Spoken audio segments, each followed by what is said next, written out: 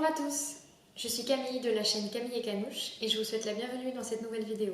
Aujourd'hui je poursuis et termine ma série sur le costume 3 pièces. Les 2 premiers épisodes de cette série qui concernent le pantalon et le gilet sont en ligne sur ma chaîne, je les mettrai dans le petit i ici et dans la barre d'infos. N'hésitez pas à aller voir ces vidéos si le sujet vous intéresse. Il est donc temps que je m'attaque à la 3e et dernière pièce de ce costume, c'est-à-dire la veste. Pour la veste, j'ai trouvé encore une fois mon bonheur parmi les patrons de Coralie Bijasson, avec la veste Naël. C'est une veste qui correspond vraiment bien à ce que j'avais en tête pour mon costume. Donc, je vous lis la description. Veste croisée, double boutonnage, poche plaquée, manche longue. Voilà. Comme vous le savez, j'ai cousu le pantalon et le gilet dans un lainage fin, couleur beige marron, qui donne un côté très classique et vintage au costume, qui me plaît beaucoup et que je recherchais. Mais je ne vais pas coudre la veste dans ce même tissu parce que les 3 pièces dans le même tissu, c'est un peu too much pour moi. Donc je vais faire la veste dans un tissu contrastant. J'ai trouvé un très joli velours de coton couleur lit de vin chez Stragier. Alors là j'en ai plus qu'un petit bout à vous montrer parce que j'ai déjà découpé mes pièces, mais vous le verrez mieux dans la vidéo. Voilà, un velours de coton assez fin et il y a une couleur qui me plaît beaucoup, qui ressemble énormément à celle que je porte aujourd'hui, mais c'était un hasard. Je pense que c'est une association de couleurs et de matières qui fonctionnera très bien. Et ça changera du full costume façon prof de Cambridge. Pas d'offense pour les profs de Cambridge. Je ne vais pas faire de toile pour cette veste. Vous allez me dire c'est bizarre que tu fasses pas de toile pour la veste qui est une pièce relativement technique alors que tu en avais fait une pour le pantalon qui était une pièce simple. C'est vrai, mais je suis confiante. D'abord parce que je sais que la taille va m'aller cette fois. Comme j'ai recours à la même marque que pour le gilet, je sais quelle taille je fais dans cette marque-là. J'ai décalqué la taille 36 directement et je sais qu'elle ira bien. Au niveau de la coupe, j'ai pas d'inquiétude. Je vais vraiment y aller comme ça. Il y a un tuto vidéo que j'ai regardé qui est clair et les explications de montage sont très claires aussi. Donc vraiment, ça me paraît très faisable. C'est marqué de niveau expert, mais vraiment, ça me m'effraie pas du tout. Il n'y a même pas de poche passe-poilée, donc... Et je vais la doubler dans un Liberty Betsy bleu et vert que vous verrez dans la vidéo. Je n'ai plus que des petits bouts à vous montrer, ce serait pas terrible. Vous verrez mieux ça en cours de vidéo.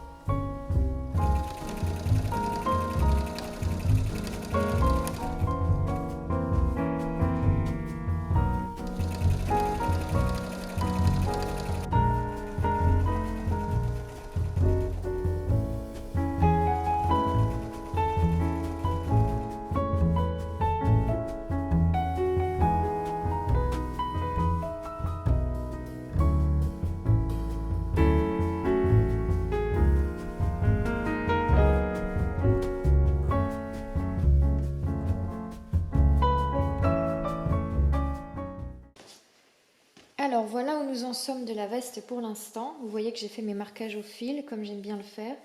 Donc ici c'est la pliure pour le col plus tard, c'est la cassure ou la brisure.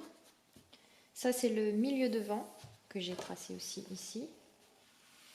Là il y a l'emplacement des boutons, 1, 2, 3, 4. Et ça c'est l'emplacement pour les poches. Donc les boutons ici, il y en a un qui est parti, et la poche. Les poches je les ai faites, les voilà, donc en velours et en doublure derrière. Elles vont venir ici. Je crains un petit peu qu'une fois posée, on voit un peu la doublure là par-dessous. Je vais faire tout ce que je peux pour que ça ne se voit pas. Il y a des endroits où on ne voit rien et il y a des endroits où ça sort. Donc je vais faire de mon mieux, mais il se peut que ça se voit un tout petit peu quand même. Donc c'est pas très grave. Je n'ai pas encore assemblé la veste en doublure parce qu'il faut d'abord entoiler certaines pièces. Le patron suggère de les thermocoller, mais j'aime pas utiliser du thermocollant.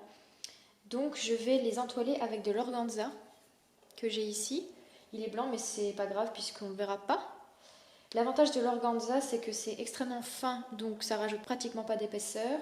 C'est très léger aussi donc ça rajoute pas de poids. Par contre ça a de la tenue donc ça donne un petit peu de rigidité et c'est ça qu'on cherche pour ces pièces là.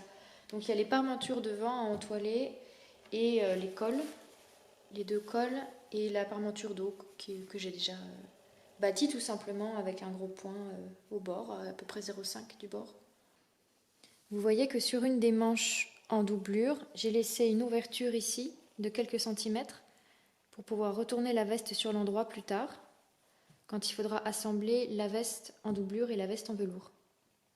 Donc maintenant ce qu'il faut que je fasse c'est terminer d'entoiler mes parmentures, assembler entièrement la veste en doublure y compris les manches. Évidemment, il faut aussi que je monte les manches sur celle-ci. Et après, je pourrai passer à l'assemblage des deux. Non, rectificatif, avant d'assembler les deux vestes, il faudra que je pose le col. Et c'est peut-être là où ça va commencer à se corser un petit peu. Je verrai.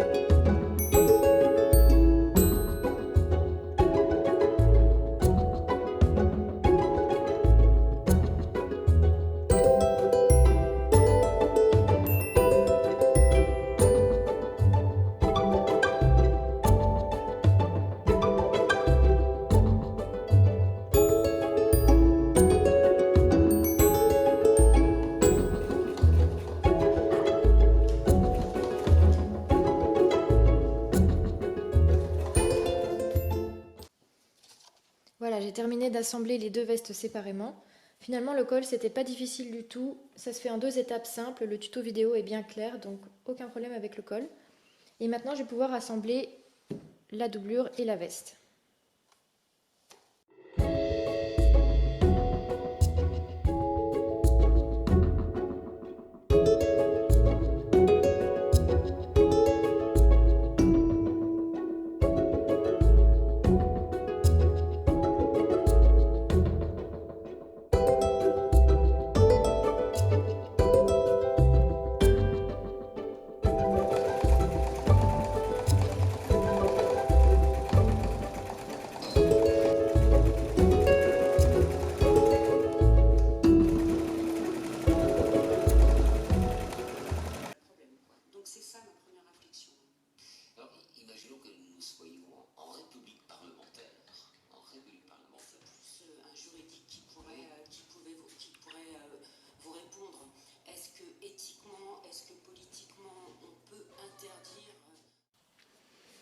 Finalement, j'ai fait l'ourlet du bas de vêtement avec un ruban thermocollant double face. Ça va quand même plus vite qu'à la main, et à la main, il faut faire attention à ne piquer qu'une seule épaisseur.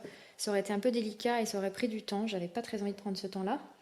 Le livret recommande de faire la même chose pour les manches, mais franchement, je trouve pas très pratique de mettre du thermocollant là-dessus. C'est petit, c'est en cercle, c'est pas facile.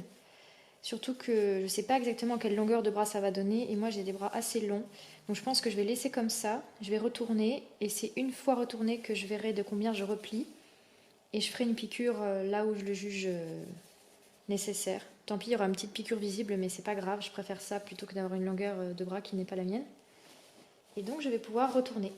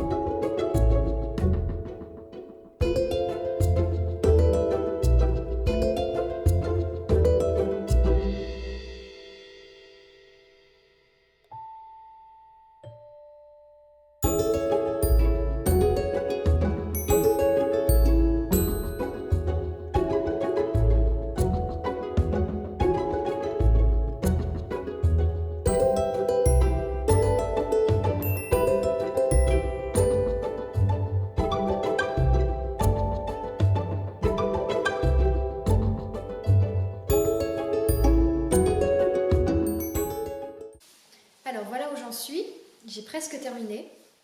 Il me reste à repasser les revers du col ici, selon la ligne que j'avais tracée au fil. Et il me reste aussi à coudre les boutonnières et les boutons. Ici, c'est la dernière étape avant d'avoir terminé. Donc, on approche de la fin. Je m'arrête ici juste pour vous faire un point parce que je voulais vous donner quelques informations. D'abord, vous l'avez vu, dans cette veste, on met des épaulettes. Et dans le tuto vidéo, on vous dit de les coudre sur la marge de couture de la tête de manche, ce que j'ai fait. Par contre, on ne vous dit pas de l'attacher ici au niveau du cou, parce que l'épaulette, elle court donc le long de l'épaule. On ne vous dit pas de l'attacher ici. Ce qui fait que tout à l'heure, j'ai eu 2 fois le problème de l'épaulette qui se retourne. C'est pas très grave, ça se remet facilement à travers la doublure, on peut la remettre dans le bon sens. Simplement, si on porte la veste très souvent, au bout d'un moment, ça peut devenir pénible de tout le temps retourner l'épaulette et de la remettre droite si elle se balade. Donc à l'avenir, si je refais une veste avec des épaulettes, je verrai à l'accrocher au niveau du cou aussi, ou le long de la couture d'épaule par exemple, pour que vraiment elle ne bouge pas. Sinon, j'ai pas mal de plis au niveau des épaules ici, ça c'est très récurrent quand je fais des hauts. Il y a 2 raisons à ça. La première, c'est que j'ai les épaules très rentrées vers l'intérieur, donc ça c'est une question de morphologie. Et la deuxième, c'est aussi le volume de poitrine. J'ai une petite poitrine et du coup, il y a pas mal d'espace ici qui n'est pas occupé, donc ça fait des plis. Si j'avais une poitrine plus importante, le tissu serait plus tendu et on n'aurait pas autant de plis. Enfin, c'est pas très grave, c'est un détail. Je voulais vous dire aussi que j'ai très bien fait de ne pas faire les ourlets de manches en avance, parce que là, la longueur est parfaite pour moi et j'y ai pas touché. Donc encore une fois, j'ai les bras longs et maintenant la longueur de manche est nickel, donc j'ai très bien fait de ne pas faire l'ourlet avant. Sinon, je l'aurais un petit peu mauvaise parce que j'aurais des manches trop courtes. Voilà. Donc si vous avez des bras longs, je vous conseille de faire votre ourlet en dernier, votre ourlet de manche vraiment à la fin, une fois que la veste est retournée. Ça vous évitera de vous retrouver avec quelque chose de trop court. C'est toujours un petit peu pénible de devoir défaire ce qu'on a fait. Surtout si vous avez fait votre ourlet avec du ruban thermocollant à double face et que vous ne pouvez plus récupérer la chose. La doublure, ça donne ça. À l'intérieur, c'est comme ça.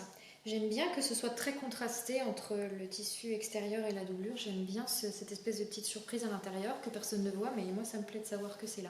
Petit détail aussi, mes épaulettes sont en mousse et du coup quand je bouge, ça fait un peu du bruit. Ça fait un petit bruit. C'est pas très gênant, mais enfin c'est un peu dommage. Donc la prochaine fois que je mettrai des épaulettes quelque part, je veillerai à choisir des épaulettes silencieuses, n'est-ce pas? Bon, c'est un détail encore une fois. Mais je trouve que l'effet général est vraiment pas mal, je trouve ça très élégant, c'est à la bonne taille, c'est à la bonne longueur aussi, vraiment c'est un patron que je trouve très bien conçu, très bien coupé. Et maintenant il me reste simplement à coudre les boutonnières et les boutons, faire mon petit repassage là du col. Et donc je vous retrouve pour vous montrer la veste terminée et portée avec d'autres vêtements pour ça.